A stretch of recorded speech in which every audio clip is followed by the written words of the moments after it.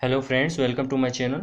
आज का हमारा टॉपिक है इंट्रोडक्शन टू पैथोलॉजी। इसके बारे में यानी पैथोलॉजी के बारे में आज हम बात करेंगे। पैथोलॉजी के फादर रोडाल्फ वर्च्यू थे। पैथोलॉजी दो ग्रीक वर्ड से फॉर्म हुआ है, पैथोस और लोगोस। ये दो ग्रीक वर्ड हैं। जो पैथोस का मीन्स होता है डिजीज आर सफरिंग, पैथोस का means disease or suffering, and logos means study यानी डिजीज का अध्ययन ही क्या कहलाता है, पैथोलॉजी कहलाता है। यानी study of disease is called pathology, रोगों का अध्ययन ही पैथोलॉजी कहलाता है। इसकी हम डिफिनीशन की बात करें तो definition of pathology: the scientific study of structure and function of the body in disease condition. Disease के कंडीशन में बॉडी के स्ट्रक्चर और फंक्शन का जो अध्ययन है वो पैथोलॉजी कहलाता है। किस कंडीशन में? डिजीज के कंडीशन में अगर हम बॉडी के स्ट्रक्चर और फंक्शन का स्टडी करें तो वो पैथोलॉजी कहलाता है। दूसरे शब्दों में in other word, pathology consists of the abnormalities that occur in normal anatomy and physiology owing to disease. Okay. Now pathology को कैटेगरी में डिवाइड किया गया है, जिसमें जनरल पैथोलॉजी और सिस्टमिक पैथोलॉजी है। तो जनरल पैथोलॉजी में in general pathology deals with general principle of disease. General pathology में हम जो डिजीज के प्रिंसिपल्स है, जनरल प्रिंसिपल्स हैं, उनको स्टडी करते हैं हम जनरल पैथोलॉजी में। And systemic pathology study of disease pertaining to the specific organs and body system. Systematic pathology में हम किसी स्पेसिफिक यानी विशेष ऑर्गन और बॉडी सिस्टम से रिलेटेड जो भी डिजीज है उनका जब स्टडी करते हैं तो वो सिस्टमिक पैथोलॉजी में होता है। These division are further divide into following sub division. अब इस डिवीजन को यानी जो ये पैथोलॉजी के दो कैटेगरी में डिवाइड किया गया, जनरल पैथोलॉजी और सिस्टमिक पैथोलॉजी।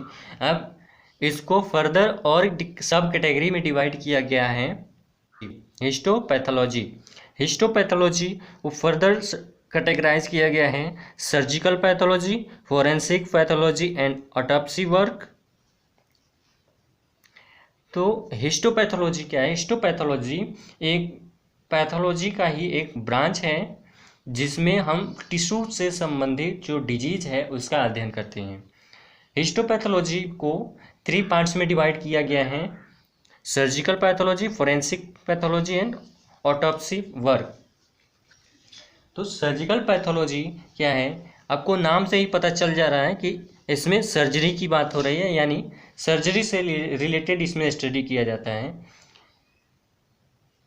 मतलब बॉडी में टिश्यूज या अफेक्टेड टिश्यूज को रिमूव किया जाता है, उसके स्टडी को हम सर्जिकल पैथोलॉजी कहते हैं। ओके। बॉडी में जो अफेक्टेड टिश्यू है या डिजीज वाले जो टिश्यू है उनको रिमूव करना हम किस में स्टडी करते हैं? सर्जिकल पैथोलॉजी में करते हैं। ये पैथोलॉजी के कुछ स्पेशलिटीज है। Now B point, forensic pathology. This includes the study of organ and tissues removed at postmortem for medico-legal work and for determining the underlying sequence and causes of death. इसमें हम जो है postmortem में जो tissues या organ को remove करते हैं उसका स्टडी करते हैं, और जो मेडिको लीगल वर्क जो होता है यानी अगर किसी का डेथ हो रहा है तो उस डेथ को हम उसमें डिटरमाइन करते हैं कि वो डेथ के किस कारणों से हुआ है और उस कारणों का सीक्वेंस हमको पता चलता है किसमें? फोरेंसिक पैथोलॉजी से। नाउ साइटोपैथोलॉजी, सी जो पॉइंट है वो cytopathology. Second point, haematology. Haematology deals with the disease of blood, यानी ब्लड की डिजीज का स्टडी हम करते हैं किसमें? ब्लड से रिलेटेड डिजीज को हम हेमेटोलॉजी में स्टडी करते हैं। इसको फर्दर दो कैटेगरी में, लैब हेमेटोलॉजी और क्लिनिकल हेमेटोलॉजी, ये दो कैटेगरी में डिवाइड किया गया है। Now chemical pathology. Chemical pathology analysis of the biochemical constituents of the blood, urine, semen, CSF etcetera.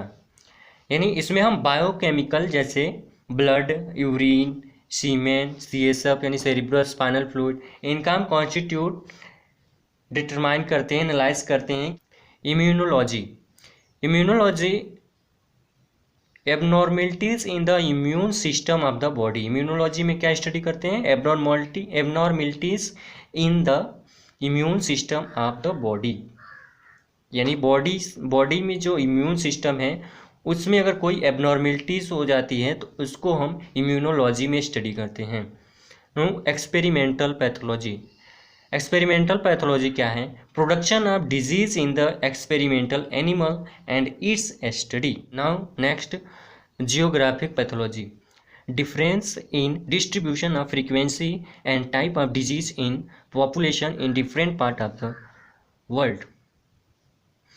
Geographic pathology में हम एक सर्वे के थ्रू जब हम डिजीज़ को कैटेगराइज करते हैं, मीन्स उसके फ्रीक्वेंसी और टाइप को हम पूरे पॉपुलेशन से डिफरेंट उसको डिस्ट्रीब्यूट करते हैं, तो वो जियोग्राफिक पैथोलॉजी में उसकी स्टडी आती है।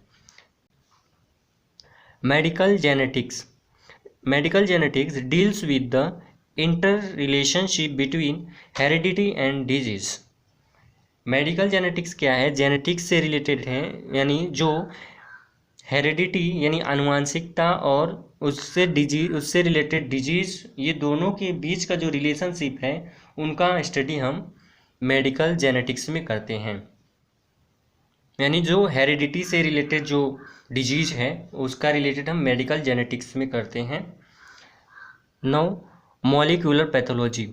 Molecular pathology detection and diagnosis of the abnormalities at the level of DNA।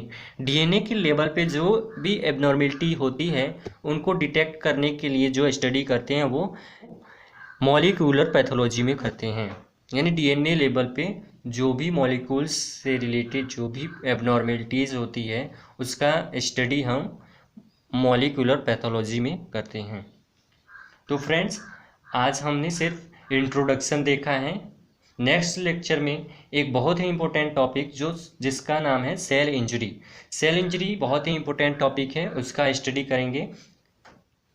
Lecture and करने से पहले फ्रेंड्स आपसे रिक्वेस्ट है कि अगर इस टॉपिक से रिलेटेड आपके पास कोई भी क्वारीज हो तो आप हमें कमेंट बॉक्स में बताइए, हम आपके सारे क्वारीज का आंसर देंगे। Thanks for watching friends.